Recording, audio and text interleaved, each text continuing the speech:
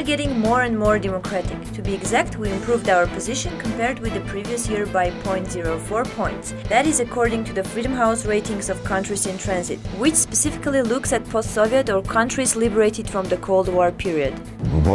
This does not give us reason to be proud or satisfied. Even if we accept that this is a real improvement to democratization, I still think it is not enough.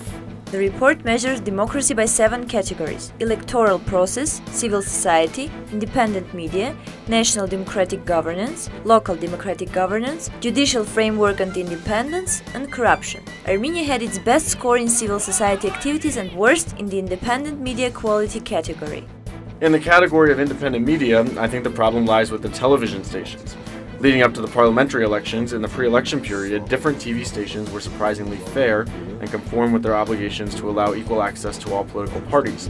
However, I do not think that trend will continue. I also think that that was an indication that the authorities, in the case of the recent elections, that would mean the Republican Party, were sure they would succeed in the elections by using their administrative resources and finances. This must be why the freedom of the TV stations was significantly better this year than years past.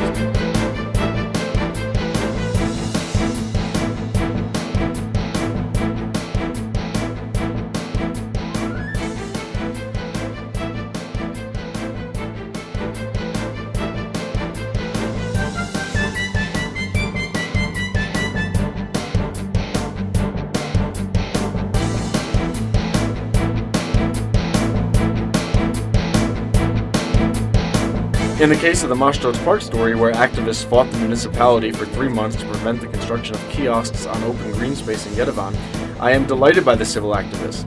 However, the problem was ultimately solved by President Serge Sarkisyan a few days before the parliamentary elections, and not by the mayor's office. This showed the lack of independence that the mayor's office has from the president.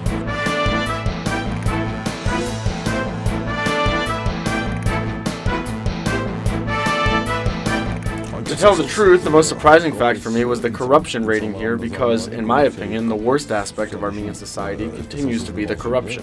Despite all the assurances and events held by authorities of Armenia, I don't see real tangible political struggle against corruption, so for me, that rating is very suspicious. I believe it should be even worse.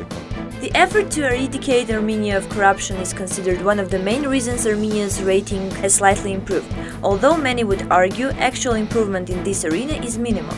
In other categories, Armenia still seems to be in the top losers amongst post-Soviet transitioning countries. In comparison with its neighbors in the Caucasus, Armenia scored significantly better than Azerbaijan but significantly worse than Georgia.